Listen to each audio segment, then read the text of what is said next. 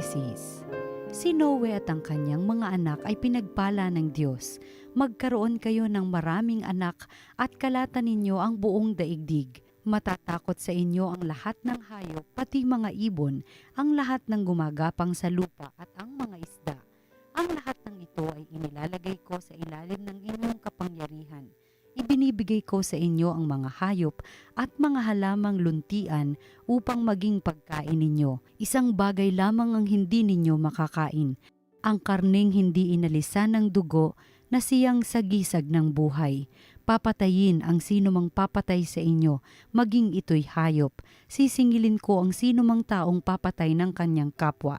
Sino mang pumatay ng kanyang kapwa ay buhay ang bayad sa kanyang ginawa, sapagkat ang tao'y nilalang, nilikha ayon sa larawan ng Diyos na dakila. Magkaroon nga kayo ng maraming anak upang kalatan nila ang buong daigdig. Sinabi ng Diyos kay Noe at sa kanyang mga anak, ako'y nakikipagtipan sa inyo ngayon, pati na sa inyong magiging mga anak, gayon din sa lahat ng mga bagay na may buhay sa paligid ninyo. Mga ibon, maaamot, maiilap na hayop na kasama ninyo sa daong. Ito ang masasabi ko sa aking pakikipagtipan sa inyo. Kailan may hindi ko nalilipulin sa pamamagitan ng baha ang lahat ng may buhay. Wala ng baha nagugunaw sa daigdig. Sinabi pa ng Diyos, ito ang magiging palatandaan ng walang hanggang tipan na ginagawa ko sa inyo at sa lahat ng hayop. Palilitawin ko sa mga ulap ang aking bahaghari at iyan ang magiging tanda ng aking pakikipagtipan sa inyo.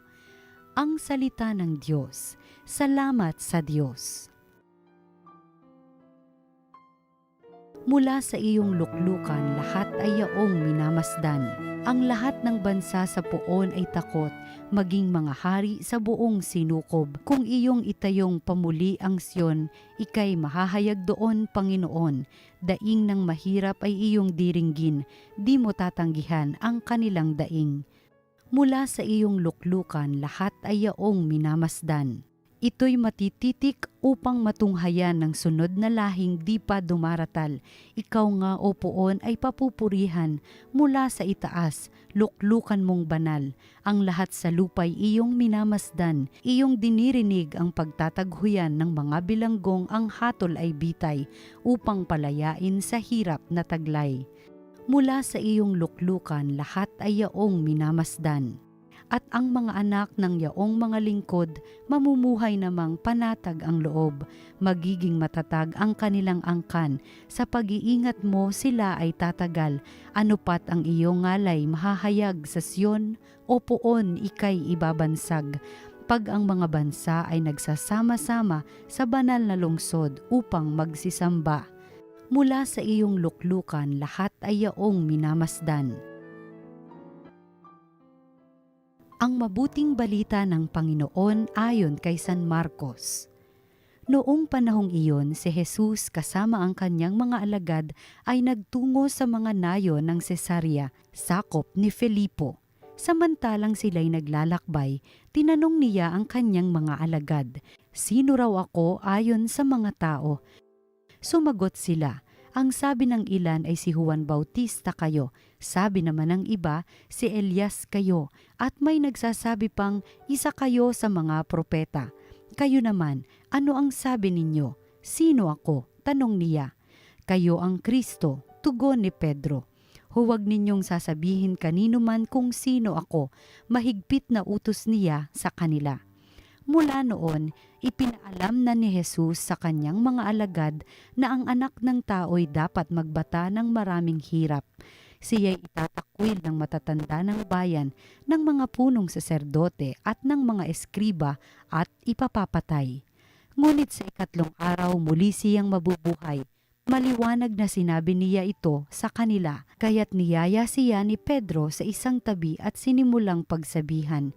Ngunit humarap si Jesus sa kanyang mga alagad at pinagwikaan si Pedro, "Lumayo ka, Satanas! Ang iniisip mo'y hindi sa Diyos kundi sa tao." Ang mabuting balita ng Panginoon. Pinupuri ka namin, Panginoong Hesukristo. Magandang araw po mga ginigiliw naming taga-subaybay. Tayo po ay nasa Huwebes sa ika-6 na linggo sa karaniwang panahon.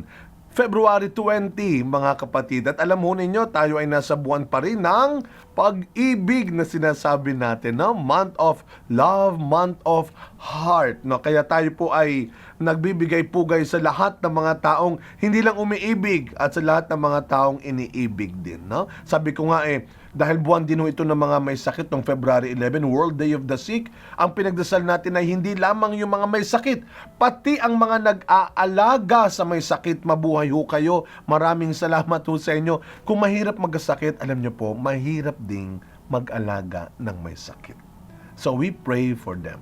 Salamat sa pagmamahal ho ninyo na ito yung mga komensyo tahimik na lamang na kinikimkim ang kanilang pagod, ang kanilang inis sa pag-aalaga. Ako'y madalas nagkakasakit ako noon.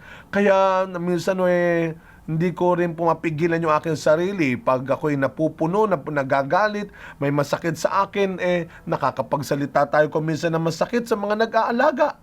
Kaya patawad do sa mga nag-aalagang napagalitan at nasigawan, paumanhin at salamat muli sa inyo. Alam niyo, speaking ho doon sa tinatahimik na lang natin yung ating mga nararamdamang sakit, no? Sa sinasabi ng iba, sa ginagawa ng iba. Ako'y minsan nakapagbigay ako ng recollection no, sa isang grupo. Sa parte ho ng aming activity ay, una, ano yung mga magagandang bagay na nakita mo sa iyong mga kasama? Susulat nila yan. At syempre sabi ko, bahagi nun ay yung mga hindi naman kagandahan, yung mga kahinaan din. Lahat tayo may kahinaan, may kakulangan. Ano yun? Aba, nung kami ay didiscuss na. Sabihin ang mga magagandang bagay. Nung parte na ng ang mga hindi magaganda o kahinaan ng bawat isa, ay alam nyo, honestly, lahat sila walang sinulat. Nagtaka ko, sabi ko, bakit naman wala kayong sinulat? Biniro ko pa, abay, hindi ko na makakalain na nauso na ang perpektong tao sa mundo. Pero alam nyo, sumagot yung leader, Father, sa amin ho kasi, hindi ho namin tinitignan ang kapintasan, ang kahinaan ng bawat isa. Magandang pakinggan. Pero, huwag nating kakalimutan, bahagi ng katotohanan ng ating sarili ay ang ating ding mga kahinaan at kakulangan. Sa ebanghelyo nating narinig, tinanong ni Kristo ang kanyang mga alagad, sino ako, sabi ng mga tao? Ang gaganda naman ng mga binanggit, di ba? Ikaw daw ay si Juan Bautista, ikaw daw ay si Elias, isa ka sa mga propeta. Aba, magagandang tao, wala yata nagsabi na magnanakaw daw po kayo. Wala nagsabi naman na mga agaw daw po kayo. Wala, no? Magaganda ang nakita ng mga alagad. Kaya marahil siguro sa pangalawang bahagi ng ebanghelyong ito, mula noon, ipinaalam na ni Jesus sa kanyang mga alagad na ang anak ng tao ay dapat magbata ng maraming hirap. At tandaan ho natin, bago nilisan ni Kristo ang mundo at ang mga alagad, sinabi niya, humanda kayo, marami ang mananakit sa inyo, marami ang uusig sa inyo. So, yung difficulties of life, yung hardships in life, and sometimes, our mistakes in life, ay tunay na bahagi ng kung sino tayo, ng kung ano tayo, na hindi mo dapat ikinakatakot harapin, na hindi mo dapat ikinakahiyang tanggapin. Pero syempre, hindi lang hanggang doon. Sinabi ni Kristo, kayo ay maghihirap, magbabata ng maraming pagsubok, and yet, katulad ko, kayo rin ay magtatagumpay kung mananatili kayong matapat. Kaya mga kapatid, sa araw na ito po ang ating pagnilayan sa ating buhay, sa ating sarili. Handa ba tayong tanggapin, harapin ang anumang kahinaan, pagkukulang o kapintasan na meron tayo ngayon? Hindi para i-celebrate lang at hindi para hanggang dun lang. Hindi pwedeng tinanggap mo lang na mahina ka. Hindi pwedeng hinarap mo lang na may kapintasan ka. Dapat you go beyond your imperfections. You go beyond your limitations. And that you can do first by acceptance. Tanggapin mo Siyempre, hindi lang yung mga kahinaan mo. Tanggapin mo rin, alalahanin mo rin kung ano rin yung mga mabubuti, malalakas at maganda sa iyo. Huwag nating katakutan tanggapin ang dalawang mukha ng ating sarili, ng ating buhay, maging ng ating pananampalataya. Sabi nga ng aming professor noon sa prayer, basic prayer, mayroong dalawang karanasan sa ating buhay panalangin. The consolation and desolation experience. Araw-araw mga kapatid, ihanda natin ang ating sarili.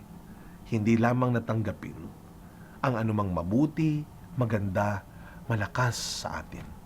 Tanggapin din natin at sikapin nating malagpasan at mapagtagumpayan ang anumang kahinaan, kakulangan na meron sa atin. Samahan niyo po ako sa isang maikling panalangin. Sa ngalan ng Ama, ng Anak at ng Espiritu Santo. Amen. Panginoong Hesukristo, nagpapasalamat po kami sa iyo sa bawat sandali ng aming buhay na ipinararamdam mo ang iyong awa, ang iyong pangunawa. Salamat, Panginoon, na kapag dumarating ang sandali na kami ay nagiging mahina, kami ay nagkakamali, o maging kami ay nagkakasala, lagi mo pa rin ipinapaalala sa amin na ikaw ay laging nakahandang tumanggap sa amin upang baguhin mo, ayusin mo, at iligtas mo ang anumang kahinaan, ang anumang kakulangang nasa akin. Panginoong Jesus, pakabanalin mo at ayusin mong palagi ang anumang mali, ang anumang kulang sa akin. Amen.